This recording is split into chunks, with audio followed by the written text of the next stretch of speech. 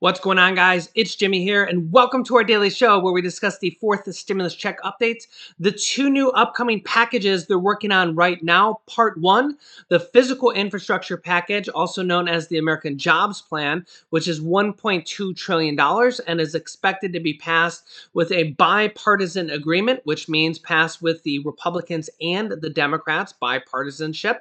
And the next stimulus package, which is $3.5 trillion, which in comparison to the third stimulus check package was only $1.9 trillion, which is almost double the price tag, $3.5 trillion, also known as the American Families Plan, also known as the Human Infrastructure Plan. Yeah, it has several different names. $3.5 trillion. It's a huge number. And there's expected to be a lot of different things in there, including a Medicare expansion for seniors and possibly lowering the Medicare expansion eligibility age down to age 60, which will include millions of people could be eligible for Medicare at age 60 now, and will also include extra Medicare benefit for seniors like hearing, dental, and vision, and hearing aids, as well as dentures and dental coverage, vision coverage. All that will probably or possibly be included in Medicare. Again, details are still being finalized. The bill has not been written yet. A lot of these details, they don't even know yet. We're going to go over some of these details that we're figuring out as they're kind of releasing this information. We're going to hear directly from a senator in this video, and we're going to hear directly from President Biden briefly in this video as we're kind of piecing together what will be in this next stimulus package. What is important to note is as they're figuring out what is going to be in this next package, things can be added in or subtracted up until the last minute. A stimulus check was not even in the second stimulus check package up until 6 days before the second stimulus check package. They actually wrote the bill for the second stimulus check package, and then your guys' outcry and support made them add that in 6 days before. And with the third stimulus check package, the House of Representatives actually passed the bill. They passed it in the House, and then they sent it over to the Senate after the House passed the bill. And then the Senate actually made three major changes. They actually removed the $15 an hour minimum wage provision that passed that bill in the House. They removed the $15 an hour minimum wage because it couldn't pass. Only 42 votes for it in the Senate. So they had to remove the $15 an hour minimum wage in there, which has actually kind of been passing on its own throughout different portions of the country. We've seen companies like McDonald's and Amazon and Chipotle actually kind of passing their own $15 an hour minimum wage through different parts of the country, through their basically kind of their own $15 an hour corporate minimum wage. Yeah, it's kind of been interesting. We've seen their own states passing their own $15 an hour minimum wage as well.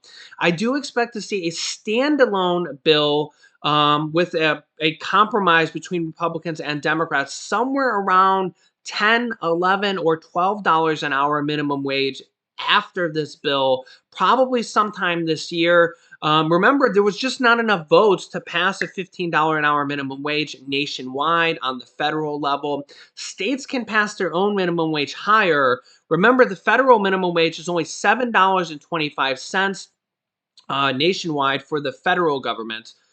States can pass their own minimum wage higher. Right now, 40% of the states are still at $7.25 per hour.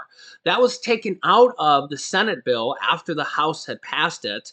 The income threshold for the third stimulus check package was lowered from $100,000 for a single individual down to $80,000, although single filer head of households were still at $112,500.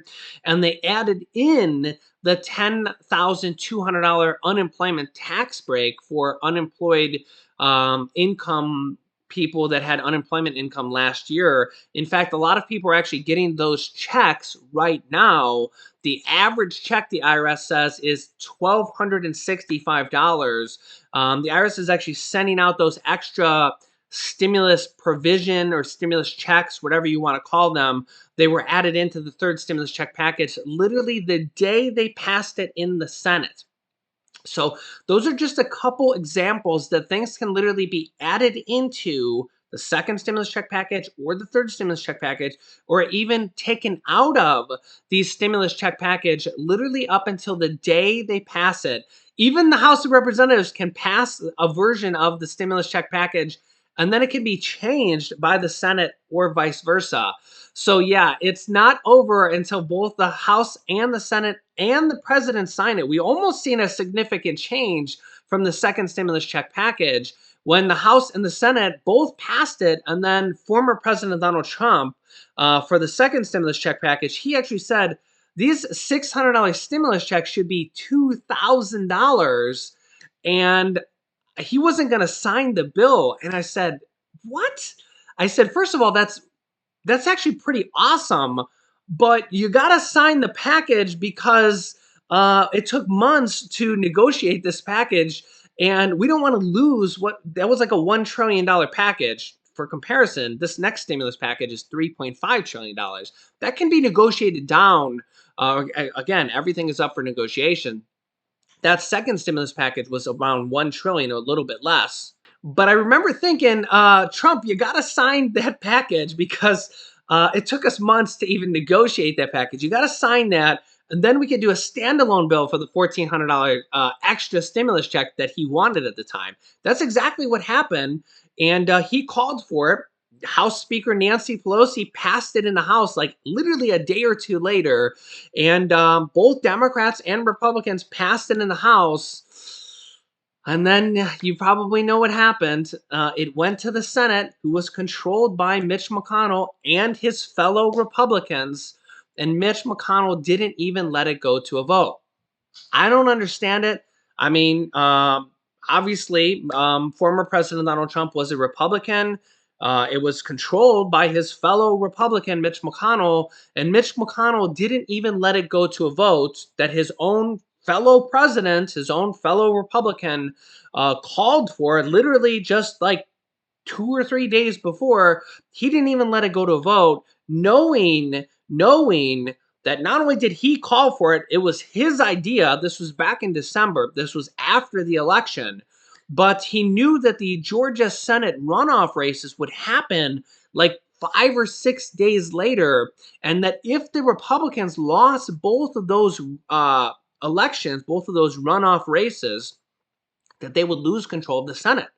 So what did he do? He purposely didn't let him go to a vote that his own president was calling for, and the Republicans lost both those seats and thus lost the Senate, and thus Mitch McConnell lost control of the Senate. That's what happened. And thus the American people probably single-handedly lost a extra $1,400 stimulus check that at the time former President Donald Trump wanted. And that's history, folks. And we eventually ended up getting the $1,400 stimulus check anyways. When President Biden comes into office, it's the first package they pass. It's the first bill they pass. But we would have gotten that in December underneath former President Trump. He would have passed 3 stimulus checks. And then Biden would have came in, and he would have passed stimulus checks anyways. So we probably missed out on a full stimulus check. So yeah, I just want to say, because I need to be clear on this, that these are the stimulus checks up for negotiation, or the stimulus check items, I should say. And apparently the Democrats don't even know what's going to be in this bill yet. What they mainly know is that it's going to be $3.5 trillion, or at least that's their top line number. It could be negotiated down. These are all the things that Democrats have proposed in the past days or weeks. These are all the items that could be included. Now, every single one of these items will not be included. There's about a 0% chance that every single item will be included. Now, there's a chance that throughout these next 1, 2, or 3, or 4 packages, over the course of the next year before the midterms election, there's a good chance that a lot of these could be included in the next several packages before the next election, the 2022 election. By the time the next midterm election comes up, a lot of these things could be done by then. We could have Social Security raises done, Medicare expansion. Medicare expansion seems like it's honestly going to be in this next package. I mean, Chuck Schumer says it's going to be in this next package. Bernie Sanders says it's going to be in this next package. Again, it has to make it to the finish line. Just because they say it's going to be in this next package, everybody has to agree on it. It has to make it to the finish line. So I don't like to get too excited about anything, but this Medicare expansion, all these additional benefits of hearing, dental, vision, hearing aids, dentures, lowering the Medicare eligibility age is something that both Democrats and Republicans have been working on for years. And it's something that everybody will benefit for when they're age 60 or 65 and will have these benefits forever once they hit that age. Is a godsend. It's absolutely amazing to have those extra benefits forever. So let's hope that passes. All these other items, honestly, on here are all up in the air. I mean, number 4 here is honestly, it has the best chance of being in here. Everything else, honestly, is it's we're gonna have to see what makes it in the bill. Remember, even after they write the bill, can be changed. We've seen that in the second stimulus check package and the third stimulus check package. So honestly, we're probably going to see that in this next stimulus package. After they write the bill, it's probably going to be changed. So we've seen it from the second stimulus package and the third stimulus package. So it's probably going to happen again that even after they write the bill, it's going to be changed. I mean, if history shows us that the same thing happens over and over again, even after they write the bill, it will probably be changed. Here's what Senator Stabenow has to say, who was part of the negotiations. Here's what she has to say about this. Senator, you have been in the room with the Budget Committee working out this deal. You're also in the room with the president today when he came, I guess we can call it, back to lunch with the Senate Democrats, as he did for 36 years. First of all, tell us about being in the room with the Budget Committee members, with Mark Warner in a way representing the Manchin side of the Senate, Bernie Sanders. There's no one to the left of Bernie Sanders in the Senate. And how difficult was it to come to this $3.5 trillion agreement? Well, Lawrence, first of all, it's really wonderful to be with you this evening and to hear your explanation of the budget resolution and reconciliation. You really are an expert on this, and I would just say amen to the way you explained it. I have had the opportunity now to be on the Budget Committee since being in the Senate now for 20 years and being a senior member of Finance. I have to tell you, it was really meaningful and incredible to be in that room the last 2 nights, hour after hour, talking to colleagues about what they think is important and how to get consensus. It wasn't easy. I mean, you understand how all this works. We all have we have many things that we agree on and other things that we want to do that others may not view as a priority. And so I agree with you. I mean, Bernie Sanders was terrific. I mean, really the best I have ever seen him as the leader of the Budget Committee. And I have to say that Senator Schumer, who was pivotal in all of this, Senator Mark Warner, who really was representing sort of the other end of the Budget Committee, and all of us, we were working with the White House, who had folks in the room as well. I mean, this really was listening and pushing, back and forth with each other. But the bottom line was this: we really believe that it's time that the American people know that somebody's got their back and that the tax code should work for working people, not just the rich, not just the millionaires and billionaires.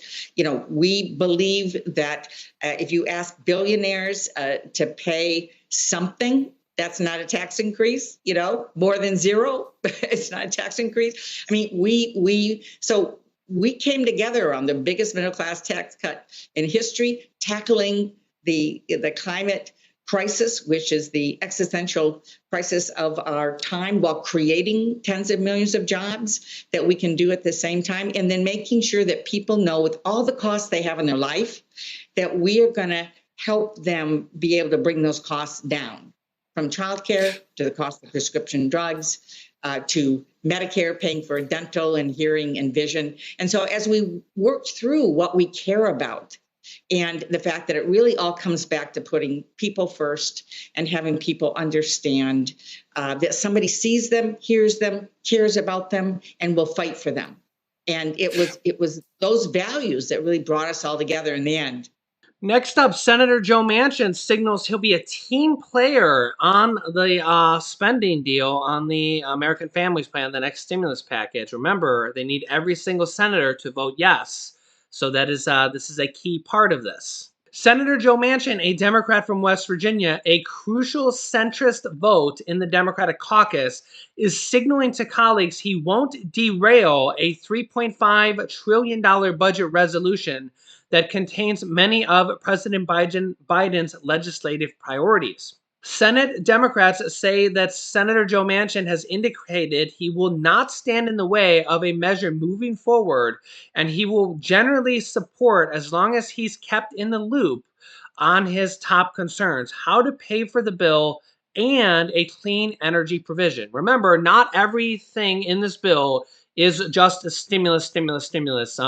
There's clean energy, climate, and also some infrastructure in part two of this bill. Just to be clear for everybody, just so everybody's also in the loop.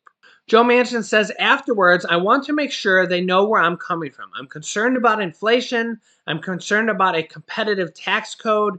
I'm concerned about environmental standards that basically leave people behind in all these things. Manchin confirmed that he let colleagues know that he's not interested in gumming up the works by blocking the budget resolution, a move that would stall efforts to start piecing together a bill that is expected to cost $3.5 trillion and pass with a simple majority vote this year. He says, quote, I wanted to proceed, adding that he wants to be part of the negotiations on the reconciliation bill that would be set up by a successful passage of the budget reconciliation package. As the Senate nears a pivotal vote on the bipartisan infrastructure deal, that's still yet unwritten. So yeah, as I said, they're getting close and closer and closer.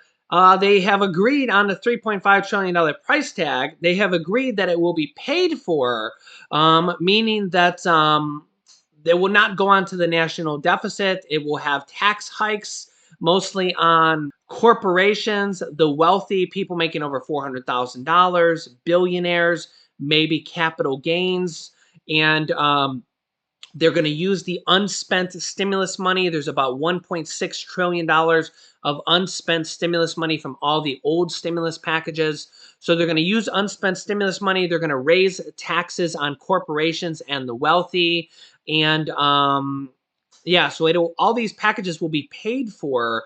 So thus, it should not really affect inflation. It'll basically be tax dollars coming in will pay for these stimulus and infrastructure packages. They're actually calling both of these infrastructure package 1 and infrastructure package 2.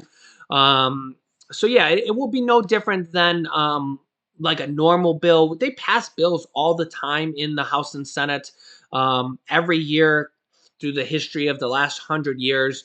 They pass bills all the time. So this is really no different than if we go back 20 years ago. The House and the Senate would always be passing bills, and they would be paid for.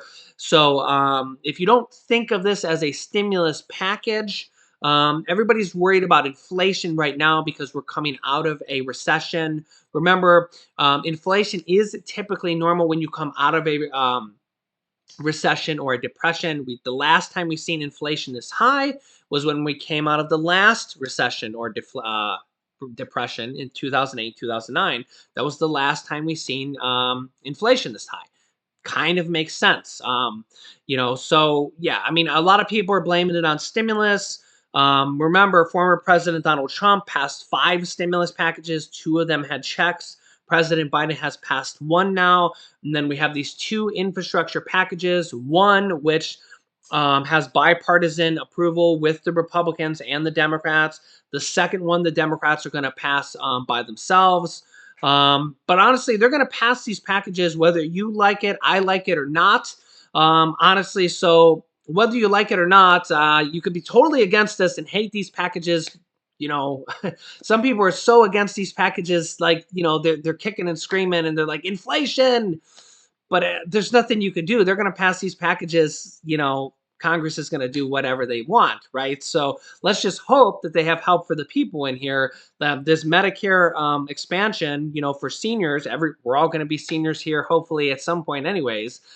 So let's hope they have these extra Medicare benefits. Let's hope they have money for the people in here. Let's hope they have extra nutrition benefits like SNAP increases, WIC increases, things like that. Let's hope they have more mortgage and rental assistance.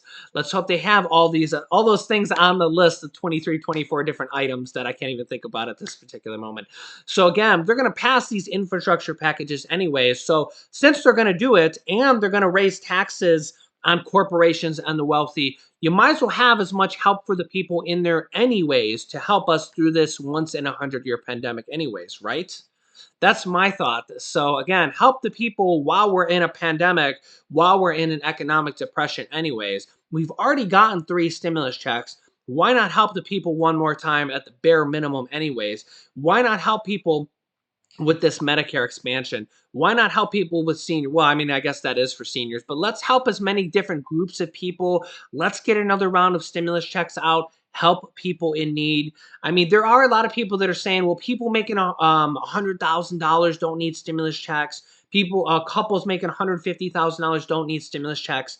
I could see the argument for that. I could see maybe they lower the income threshold on another stimulus check, maybe.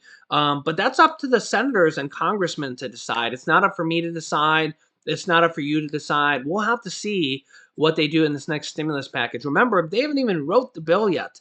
So now is the time to tweet your senators, tweet your congressmen, email them, call them, leave them messages. Let them know what you're thinking because you put the idea in their head. Remember, they changed the second stimulus check and added in that second stimulus check package. They added that check in 6 days before, and they changed the third stimulus check package after the House even passed the bill and added in provisions literally the day they passed the bill. So they can literally change this up until the last minute. So I will keep you up to date with everything going on with stimulus related and what is going on in our country. Make sure to subscribe down below. It's completely free to do so. New videos come out here on our channel every day at 10 a.m., 3 p.m., and 8 p.m. Eastern Standard Time. You can click this top video here to watch my newest stimulus check video next. And this video teaches you how to start your own business selling products on Amazon FBA. Amazon has their own program called Amazon FBA where you can sell products on Amazon. And I have already had dozens of people that have replaced their 9-to-5 income selling products on Amazon FBA. So click on one of those videos next. Thanks, guys, and I will see you in the next video.